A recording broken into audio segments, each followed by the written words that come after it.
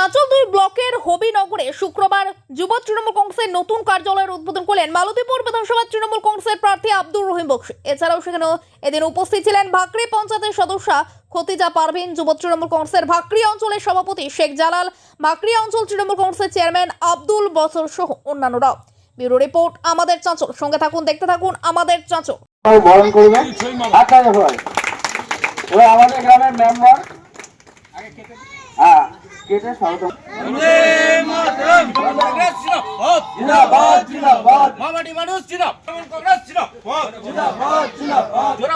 দেখতে পেলে দেখতে পেলে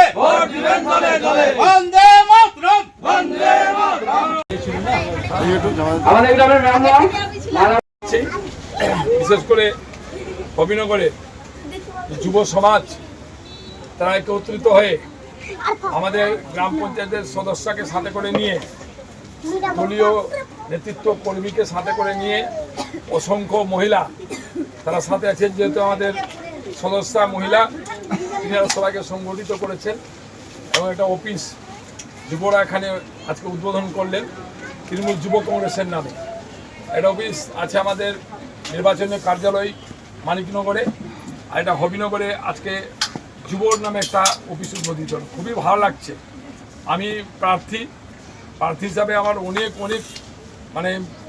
খুশি হচ্ছে যে আজকে এত যুবকদেরকে আমরা একসাথে পেয়েছি, এত মহিলাদেরকে একসাথে আমরা পেয়েছি এবং আমি আশাবাদী যে হবিনগর যে বুথ, এই বুথে আমাদের পঞ্চায়েত সদস্য বা আমাদের যুব নেতারা, সর্বস্তরের মায়েরা, সর্বস্তরের মানুষেরা তারা একত্রিতভাবে এই বুথ থেকে একটা ব্যাপক সংখ্যক ভোট মমতা ব্যানার্জির পক্ষে জোড়া ফুলে মমতা প্রার্থী হিসাবে আমাকে দিয়ে তারা নির্বাচিত করবেন, আশা সকলের প্রতি থাকছে। এবং এই অফিস শুধু নির্বাচনী কার্যালয় নয়, মানুষের সুখ দুঃখের অফিস হোক। এই অফিস প্রত্যেকটা অসহায় মানুষের পাশে দাঁড়ানোর অফিস হোক। এই অফিস প্রত্যেকটা যুবকের কাজের সংস্থানের অফিস হোক।